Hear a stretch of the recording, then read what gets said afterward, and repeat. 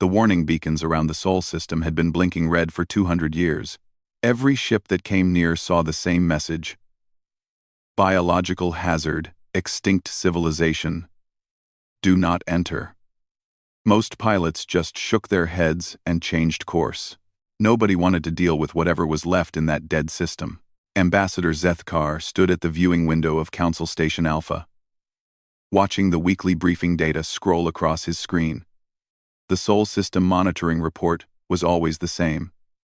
No life signs, no radio signals, no movement. Just empty space where a promising young species had once lived.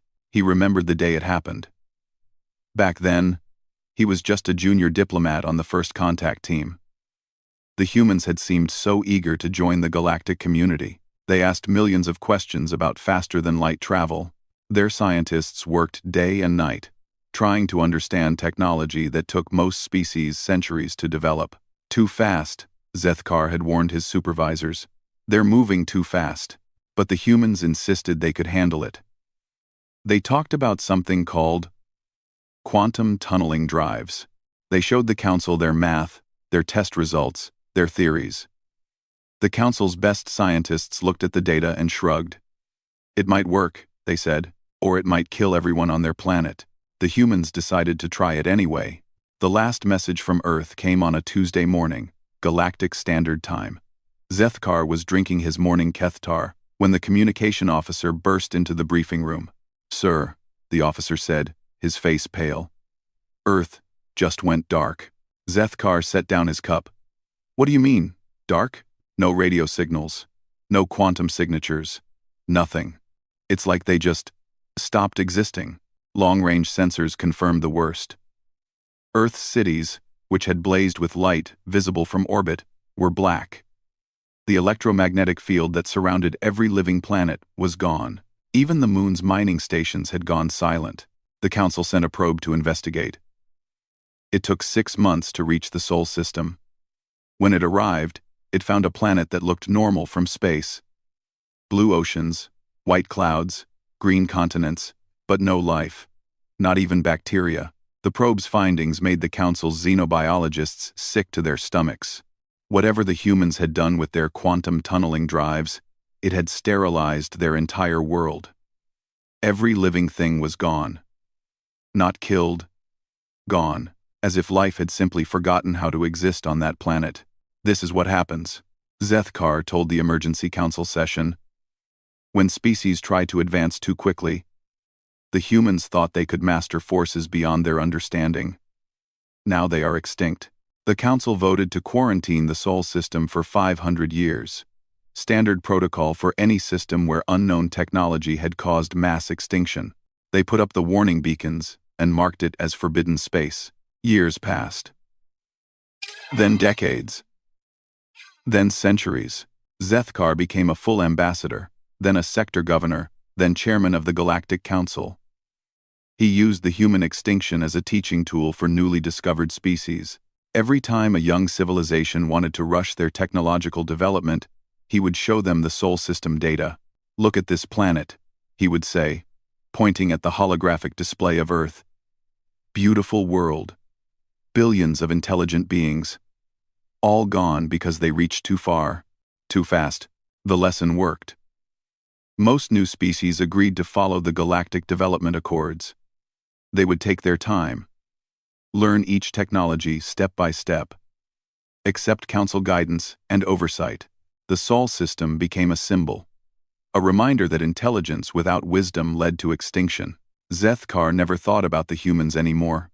They were history, a cautionary tale. Their planet sat in its quarantine zone, monitored by automated sensors that reported the same thing every day.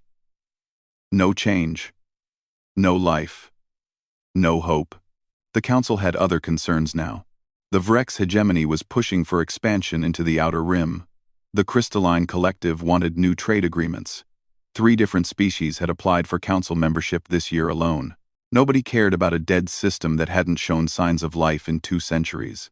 That's why the alert caught everyone by surprise. Zethkar was reviewing agricultural reports from the Centauri colonies when his personal communication device started buzzing. Not the polite chime of a normal message. the harsh, urgent buzz of a priority alpha alert.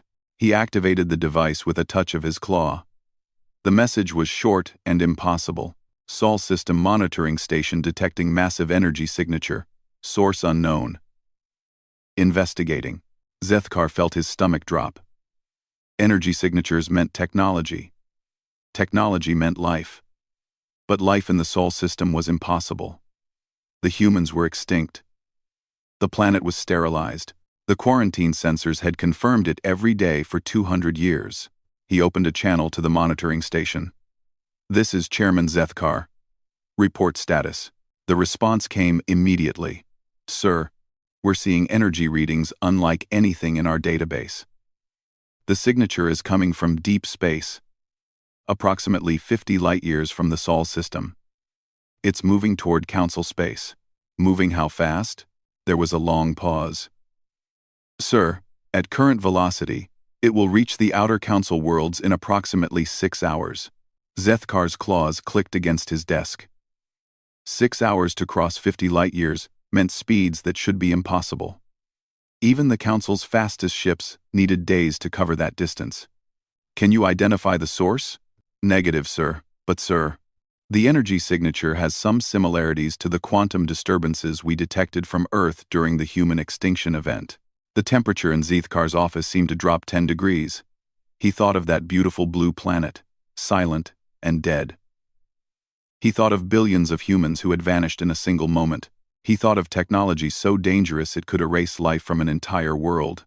And now something with similar energy signatures was racing toward Council space at impossible speeds. "Issue a fleet-wide alert," Zethkar ordered. "All ships to battle stations. Evacuate the outer colonies if necessary. And get me the Council's best xenobiologists and physicists. If the humans somehow survived what they did to themselves, we need to know what we're dealing with." The communication officer acknowledged the order and cut the connection.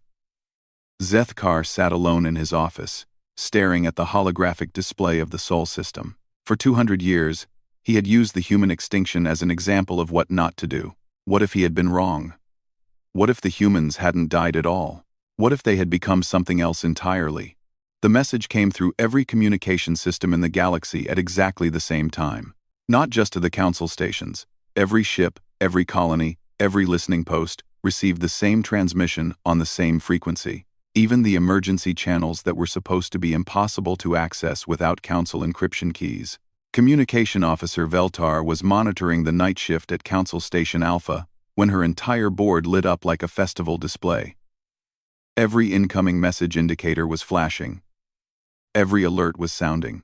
Every backup system was screaming that something impossible was happening. Chairman Zethkar to the communication center immediately. She called over the station intercom. Her voice cracked with stress. In 15 years of service, she had never seen anything like this. The message itself was simple, clear, polite, and absolutely terrifying. "Greetings, Galactic Council. This is Admiral Sarah Chen of the United Earth Colonial Fleet. We apologize for our extended absence and any inconvenience our isolation may have caused. We formally request permission to rejoin galactic society and update our species status from extinct to very much alive. Thank you." The voice was female, speaking perfect Council standard with just a hint of the accent that old records said humans used to have. She sounded calm, professional, and completely unbothered by the fact that she was speaking for a species that had been dead for 2 centuries. Zethkar arrived at the communication center within minutes. His usually perfect diplomatic composure was nowhere to be seen. His scales were pale with shock, his claws clicking nervously against the metal railing. "Play it again," he ordered. Veltar replayed the message. The same calm voice, the same impossible words. "How did they access our systems?" Zethkar asked. "I don't know, sir. The transmission came through channels that don't exist. Frequencies we haven't used in decades. Even the old emergency protocols from before the humans disappeared. Trace the origin point." Veltar's claws flew over her console. "Sir, the transmission is coming from deep space, approximately 40 light-years from the Sol system, moving in our direction." "How fast?" "Based on the Doppler readings." "Sir, they're traveling at velocities that our best ships can't match." "Actually, sir, They're traveling at velocities that our physics models say are impossible. Zethkar studied the sensor data flowing across the displays. Whatever was coming toward them was big.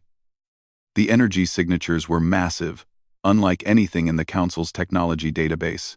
And it was moving through space as if the normal laws of physics were merely suggestions. Send a response, he decided. Ask for identification and proof of species origin. The response came back in less than 5 minutes. This time, it included video.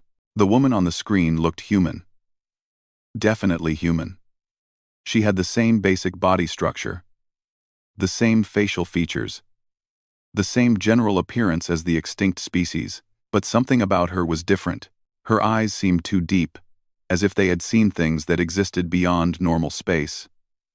Her smile was friendly, but carried hints of knowledge that made Zethkar's scales crawl. I'm Admiral Sarah Chen, as I mentioned. For proof of origin, I can provide genetic samples, historical records, and cultural artifacts. Nothing hostile, I assure you. We just learned a few things while we were away. She gestured to something off-screen, and the display shifted to show what appeared to be the interior of a spacecraft. But the walls seemed to bend in directions that hurt to look at. The geometry was wrong, twisted in ways that suggested the ship existed in more dimensions than the standard 3. We'll be arriving at the outer marker buoys in approximately 4 hours, Chen continued. We understand this might be surprising, given that your records probably list us as extinct. We're looking forward to clearing up that small misunderstanding. The transmission ended. Zethkar stood in the communication center, staring at the blank screen. Around him, officers were checking and rechecking their instruments, trying to make sense of what they had just witnessed. Sir, Veltar said quietly. What do we do? It was a good question. Council protocol had procedures for first contact with new species, for dealing with hostile aliens, for managing trade disputes, and territorial conflicts. But nobody had ever written protocols for making contact with a species that had been extinct for 2 centuries. Send a message to all council worlds, Zethkar ordered. Emergency session. All representatives to assemble immediately. And get me the best xenobiologists, physicists, and military advisors we have. What should I tell them, sir? Zethkar thought for a moment. How do you explain that the dead have returned from beyond the grave? How do you tell an entire galaxy that their understanding of life and death might be completely wrong? Tell them that humanity has returned. And tell them to prepare for the impossible. The next 4 hours passed in a blur of emergency meetings, panicked messages, and frantic preparations. Every major world in the Council had the same reaction. Disbelief, followed by fear, followed by desperate attempts to understand what was happening. The military wanted to mobilize fleets to intercept the approaching ships. The scientists wanted to study whatever technology could allow faster-than-light travel at such incredible speeds. The politicians wanted to know what this meant for galactic stability. Zethkar wanted answers. But all he had were questions. When the human ships finally arrived at the outer marker buoys, the entire Council was watching. Every sensor was focused on the edge of Council space. Every military vessel was on high alert. The first sign of their arrival wasn't a ship appearing on sensors. It was space itself rippling like water. Reality seemed to bend and twist around a point roughly the size of a small moon. Then, without any flash or explosion or dramatic effect, a massive vessel simply existed where empty space had been moments before. The ship was beautiful and terrible at the same time. It was clearly artificial, but its design followed no known engineering principles. The hull seemed to flow like liquid metal, shifting and changing shape as they watched. Energy patterns that shouldn't have been able to exist in normal space crawled across its surface like living things. It was also impossibly large. Council dreadnoughts were among the biggest ships in the galaxy. Massive vessels that required huge crews and enormous resources to build and maintain. This human ship dwarfed them all. It was less like a spacecraft and more like a moving city. Incoming transmission, Veltar announced. Admiral Chen appeared on the main screen again. This time, she was clearly on the bridge of her ship. Behind her, Zethkar could see other humans working at control stations that defied geometric logic. Some of the consoles appeared to exist in folded space, accessible from multiple angles simultaneously. Permission to come aboard? Chen asked. I think we have quite a bit to discuss. Before anyone could answer, she simply appeared in the council chamber. Not transported by any technology they could detect. Not beamed down by any known method. She was simply not there one moment, and standing in front of the council the next. She looked around the assembled representatives with those two deep eyes and smiled. We need to talk, she said, and for the first time in his long diplomatic career, Zethkar had absolutely no idea what to say. Admiral Chen stood in the center of the council chamber, as if appearing out of thin air was the most natural thing in the universe. Around her, representatives from dozens of species sat frozen in shock. Some had never seen a human before. Others remembered the extinct species from historical records and couldn't believe what they were seeing. Zethkar was the first to find his voice. Admiral Chen, how did you get in here? Our security systems show no transport signatures, no breach protocols, nothing, Chen smiled, and there was something in that expression that made several council members shift uncomfortably in their seats. Your security systems are designed to detect movement through normal space. We don't really do normal space anymore. She gestured, and the air in front of her shimmered. A holographic display appeared, but it wasn't generated by any technology the council recognized. The images seemed to float in the air without any projector, solid enough to touch but obviously not really there. Let me show you what happened to us, Chen said. The display showed Earth as it had been 200 years ago. Cities blazing with light, ships moving between the planet and its moon. The busy electromagnetic chatter of a thriving civilization. Then the image shifted to show massive installations in space around the planet. Huge rings of metal and crystal that pulsed with energy. Our quantum tunneling drives, Chen explained. We thought we were so clever. We thought we could punch holes through space-time itself, create shortcuts to the stars. The energy rings in the display began to spin faster. Power readings climbed to impossible levels. And then something went wrong. Instead of creating a simple tunnel through space, the human drives tore something much larger. Reality itself seemed to rip like fabric. Through the tear came something that hurt to look at directly. Darkness that was more than the absence of light. Emptiness that was more than vacuum. We fell through, Chen said simply. Our entire solar system. 8 planets, their moons, the asteroid belt, the outer ice clouds. All of it dropped out of normal space-time and into what we came to call the deep dark. Council xenobiologist Dr. Talonmoth raised a shaking hand. That's impossible. Matter cannot exist outside of normal space-time. The laws of physics wouldn't allow it. Chen's smile became sadder. Dr. Talonmoth, isn't it? I remember reading your papers before we disappeared. You're absolutely right. Matter cannot exist outside normal space-time. At least, not for very long. The holographic display showed Earth and its companion worlds drifting through a space that wasn't space. Strange geometries twisted around them. Impossible structures that existed in too many dimensions reached out like the tentacles of sleeping gods. We should have died instantly, Chen continued. Every law of physics said we would cease to exist the moment we left normal reality. But we didn't die. We changed. The image showed human cities adapting to their new environment. Buildings began to twist and flow like living things. Technology started operating on principles that had nothing to do with conventional science. Most shocking of all, the humans themselves began to change. It took us about 50 years to figure out how to survive in the deep dark, Chen said. Another 100 to understand what we were becoming. And the rest of the time, well, the rest of the time we spent learning from our new neighbors. Chen said. Neighbors? Zethkar asked, though he wasn't sure he wanted to hear the answer. The display shifted to show vast shapes moving through the twisted space around Earth. They were impossible to describe properly. They seemed to exist in more dimensions than any three-dimensional being could comprehend. Some looked like living mathematics. Others resembled concepts given physical form. All of them were ancient beyond measurement. The deep dark wasn't empty, Chen explained. It was full of things that existed between realities. Beings that had learned to live in the spaces where normal physics don't apply. They weren't hostile. Exactly. They were just different. They thought in ways that took us centuries to understand. You communicated with them? Dr. Talonmoth asked. Eventually. Though communication isn't really the right word. We learned to think the way they think. To see reality the way they see it. As something that can be shaped, modified, improved. Chen gestured again, and the council chamber itself seemed to shift slightly. The walls became more curved, the lighting softer. The air somehow more breathable. Several representatives gasped and looked around in alarm. Don't worry, Chen said.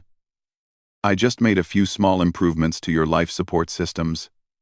You'll find the air quality is better now. More oxygen, fewer trace toxins. The changes are permanent. How? Demanded War Admiral Krexna of the Hegemony. How did you alter our station systems without accessing any controls? Because I asked the station to improve itself, and it agreed, Chen replied as if this was perfectly reasonable. Everything wants to work better than it does. Machines, buildings, even the laws of physics. You just have to know how to ask nicely. She touched the air, and the holographic display showed human technology as it existed now. Ships that moved by convincing space to relocate around them. Computers that treated information as a fundamental force of the universe. Weapons that could edit the basic laws of reality in small, targeted areas. We spent a long time learning these things, Chen said. Long enough that when we finally figured out how to return to normal space, we discovered that only 2 centuries had passed here. Time moves differently in the deep dark. What felt like thousands of years to us was just a few hundred years to you. The display showed the process of their return. Human ships rising through layers of twisted reality. Breaking through the barriers between dimensions, emerging into normal space like submarines surfacing from the deepest ocean. We came back because we wanted to see how our old friends were doing, Chen continued. But also because we detected some troubling signs. The deep dark is changing. Something is moving through it. Something that makes our dimensional neighbors very nervous. What kind of something? Zethkar asked. The display shifted to show vast disturbances moving through the spaces between realities. Whatever was causing them was too large to show properly. But the effects were clear. Entire regions of the deep dark were simply ceasing to exist. Not destroyed, erased from existence so completely that even the memory of them was gone. We call them the erasers, Chen said.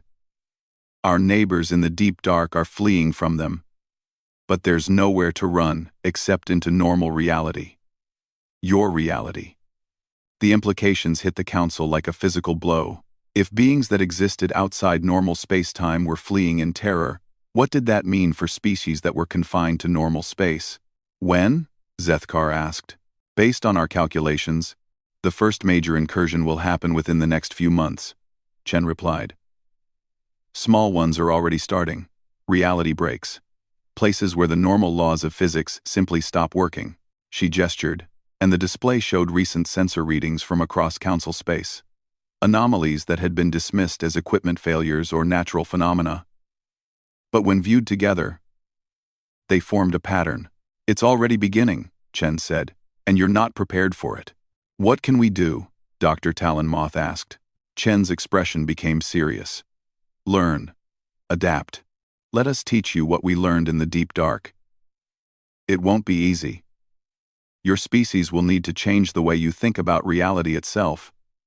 But if you don't, she gestured, and the display showed what happened to regions where the erasers had passed through. Nothing. Not even empty space. Just absence. The choice is yours, Chen said. But we'd rather not watch another civilization disappear. We've seen enough endings. She looked around the chamber at the assembled representatives. Some were terrified, others were fascinated. All of them were beginning to understand that their universe had just become a much more dangerous place. We're offering to help, Chen concluded. To share what we learned in the deep dark. To prepare you for what's coming. But understand this. If you accept our help, Nothing will ever be the same again. The council chamber fell silent. Outside the windows, stars continued to shine as they had for billions of years. But now, those stars seemed fragile, temporary, vulnerable to forces that existed beyond the normal universe. Zethkar looked at the woman who represented a species that had died and been reborn as something more than human. "What do you need from us?" Chen smiled again. And this time, there was hope in her strange eyes. "Just trust, and the willingness to become something more than what you are." The emergency session lasted for 3 days. Representatives from 486 worlds argued, debated, and shouted at each other in every language the universal translators could handle. Some wanted to accept humanity's offer immediately. Others demanded that the transformed humans be quarantined again, this time permanently. War Admiral Krexna of the Hegemony stood at the center of the debate floor, her armor gleaming under the chamber lights. "These things that claim to be human are not the species we once knew," she declared. "They admit they have been contaminated by forces from outside reality itself. They are no longer human. They are something else wearing human faces." Across the chamber, Dr. Talonmoth held up a datapad containing his analysis of the genetic samples Admiral Chen had provided.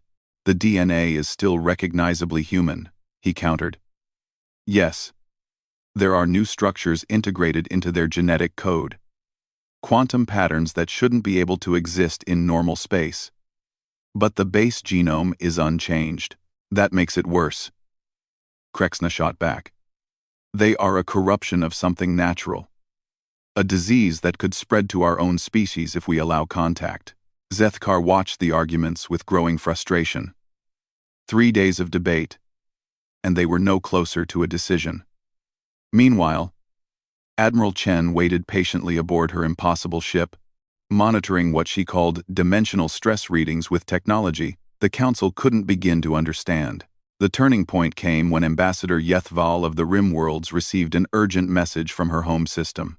"The Kepler station has gone dark," she announced to the chamber. Her voice was shaking. "All contact lost 43 minutes ago. Long-range sensors show the station is still there. But something's wrong with the space around it." The main display activated, showing sensor readings from the Kepler system. The space station was visible, but the readings made no sense. The gravitational fields were twisted into impossible shapes. Electromagnetic radiation was behaving as if the laws of physics had been rewritten in that region of space.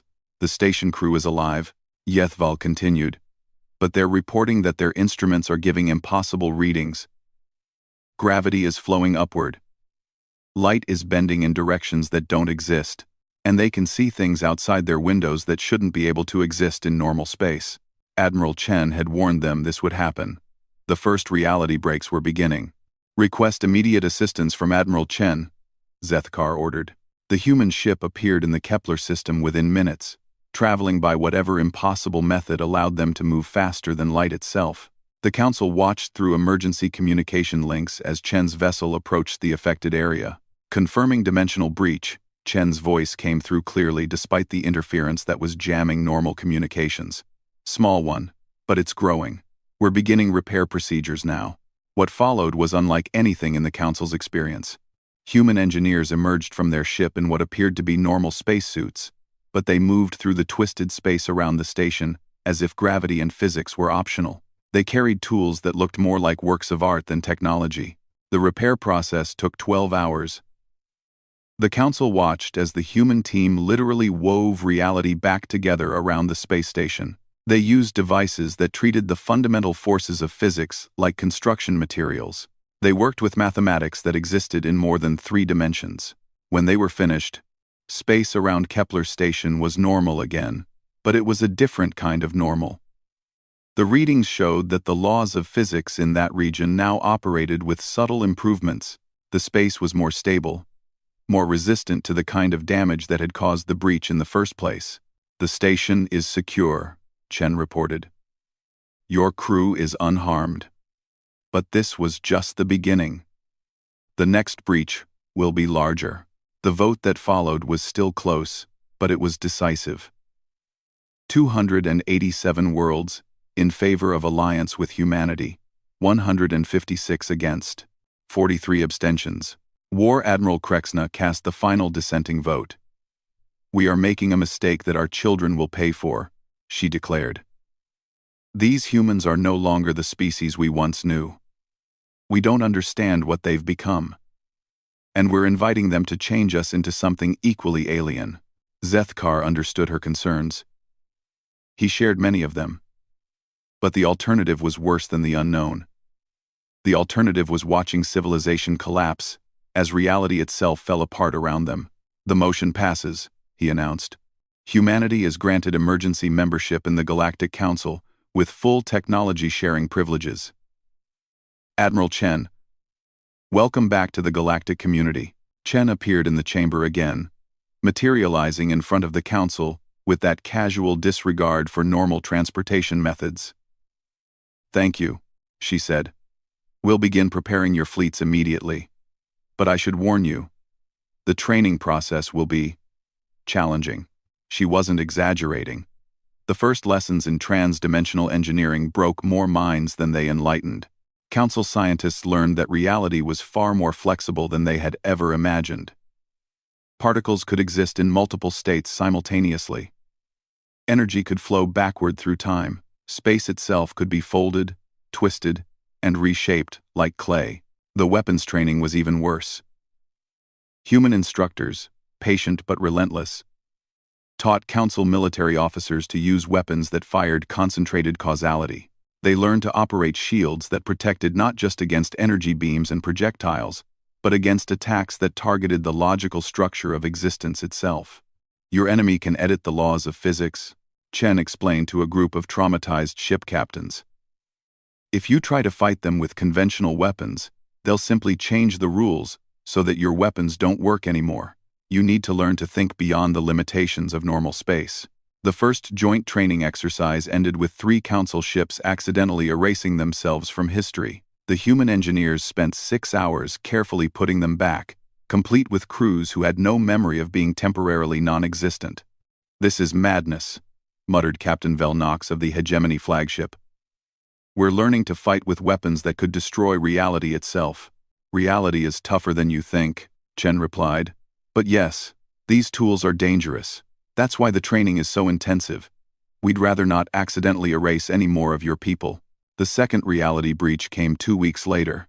This time it hit the Centauri colonies, affecting an entire star system. Space folded in on itself, creating gravity wells that pulled in directions that didn't exist.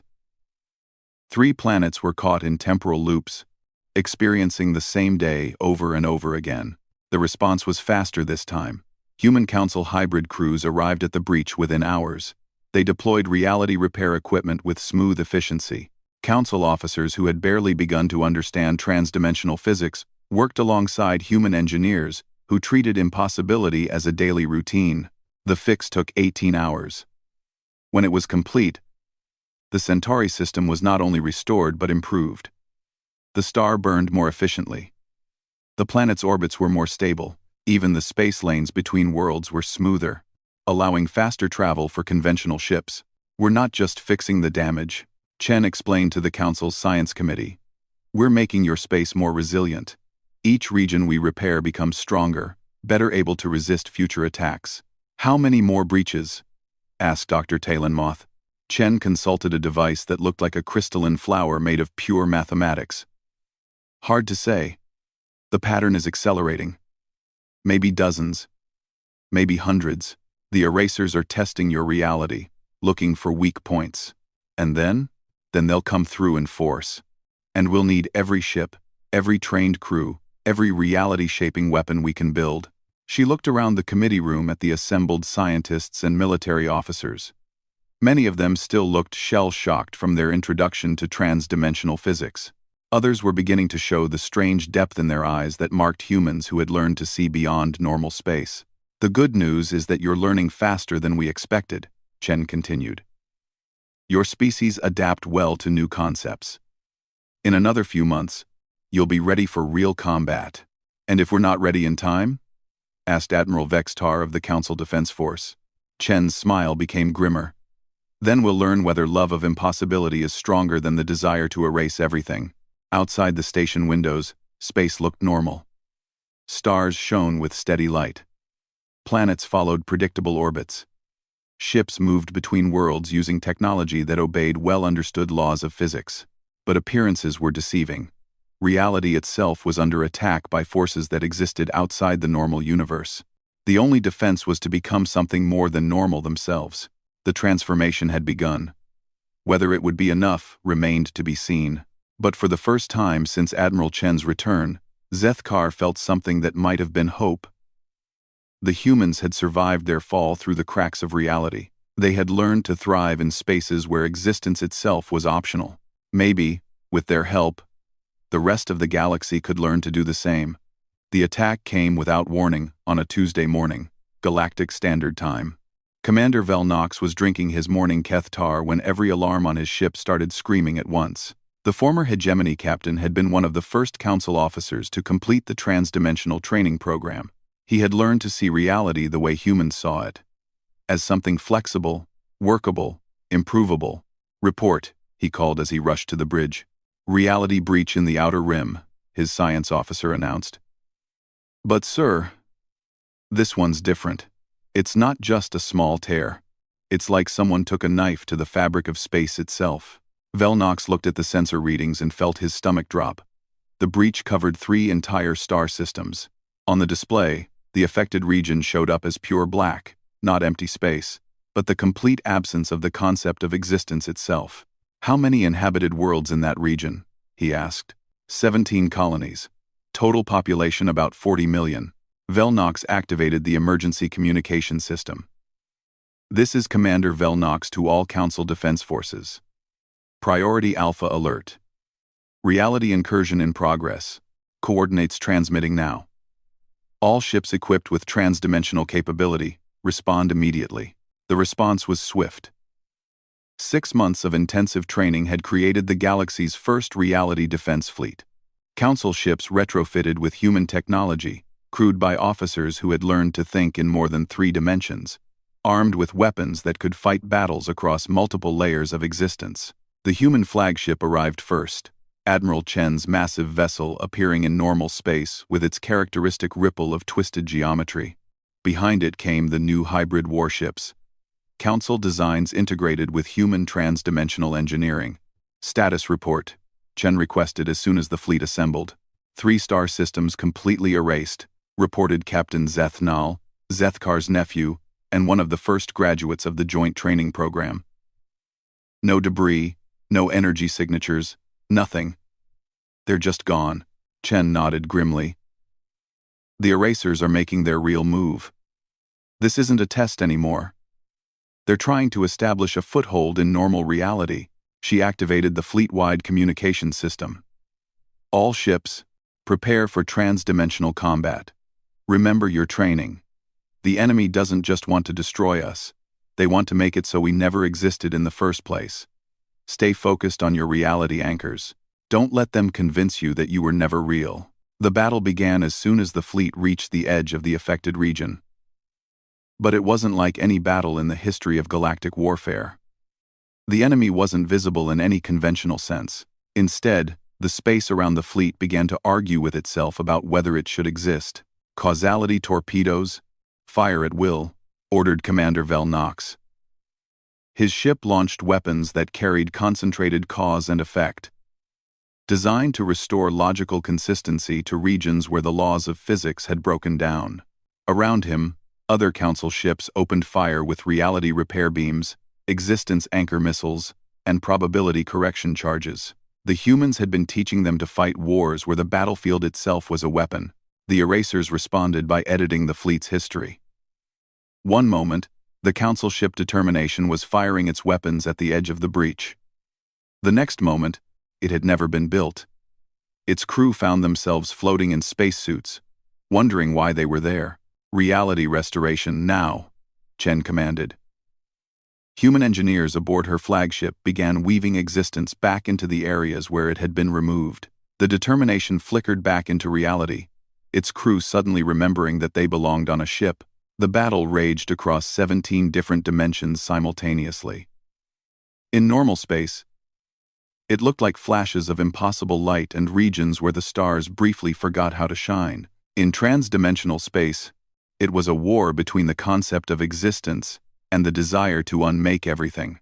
"They're trying to expand the breach," reported Dr. Talonmoth from the science vessel Hypothesis. "If they succeed, the erasure zone will spread to the inner colonies." Chen made a decision that would have been impossible for any normal military commander. "All ships, coordinate transdimensional jump. We're going to collapse the breach from the inside." "From the inside?" Velnox asked. "Admiral, if we enter the erased zone, we'll cease to exist." "Not if we bring our own existence with us," Chen replied. "Human ships will generate reality fields strong enough to keep us anchored to the normal universe. Council ships will provide covering fire and maintain the dimensional barriers." It was insane. It was impossible. It was exactly the kind of plan that only worked if you had learned to treat impossibility as a daily routine. The combined fleet dove into the breach like submarines diving into an ocean of nothingness.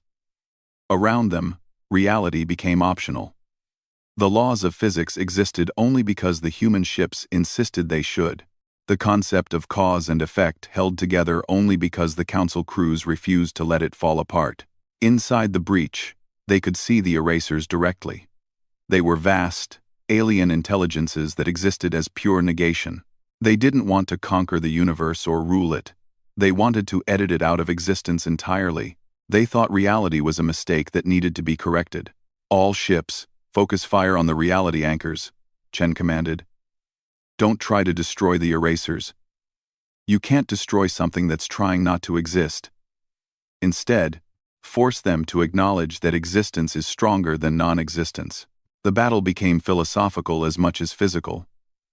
Council weapons fired concentrated logic at entities that rejected the concept of logic itself.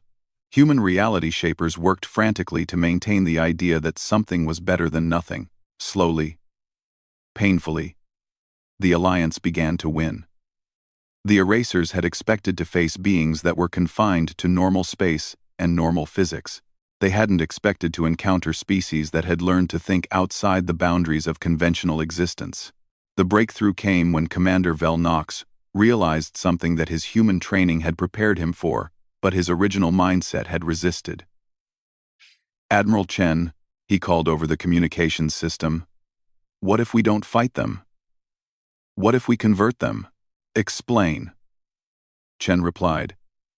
Even as her ship fired reality restoration beams at a region where mathematics had briefly ceased to exist.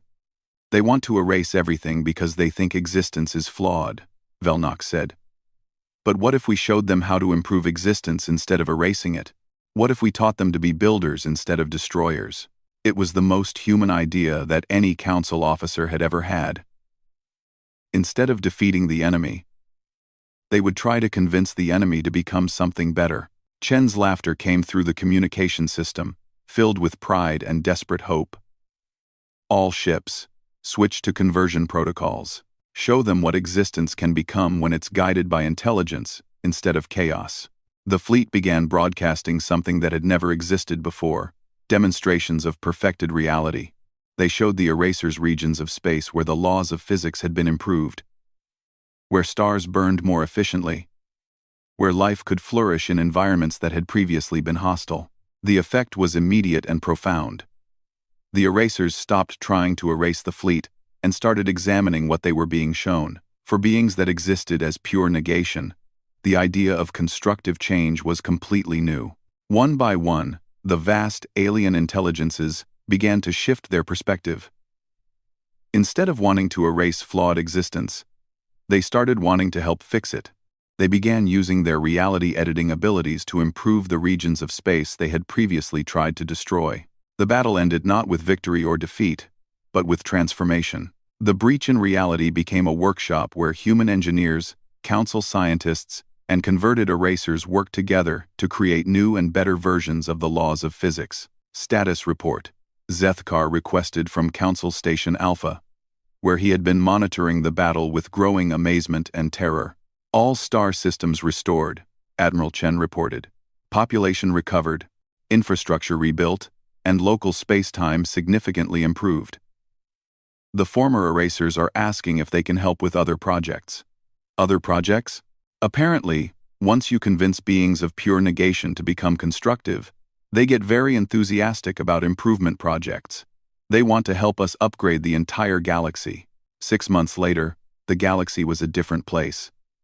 Space lanes that had once taken weeks to traverse now took days. Stars burned more cleanly, producing less harmful radiation. Planets that had been barely habitable became garden worlds. The alliance between humanity, the Council, and the converted erasers had created something unprecedented, a civilization that could literally improve reality itself.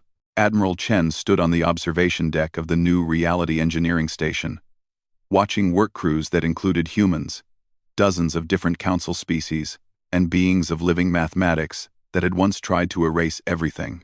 They were building something that had never existed before. A stable gateway to the deep dark that would allow controlled exploration of the spaces between universes. "Any regrets?" asked Commander Velnox, who had been promoted to Admiral after his innovative thinking during the battle. Chen smiled, and her eyes carried the deep satisfaction of someone who had seen the impossible become routine. "Just one. I wish we could have done this 200 years ago. Think how much more we could have accomplished." Outside the station windows, stars shone with improved light across a galaxy where the laws of physics themselves had been upgraded to work better than before. Reality had not just been saved, it had been made better than it had ever been. And in the depths of trans-dimensional space, human exploration ships continued their work, mapping the infinite possibilities that existed beyond the boundaries of normal existence. They had become the guardians not just of their own reality, but of all the realities that might someday need protection. The galaxy had learned the most important lesson humanity had to teach. Sometimes, the best way to solve an impossible problem is to convince impossibility to become possibility instead.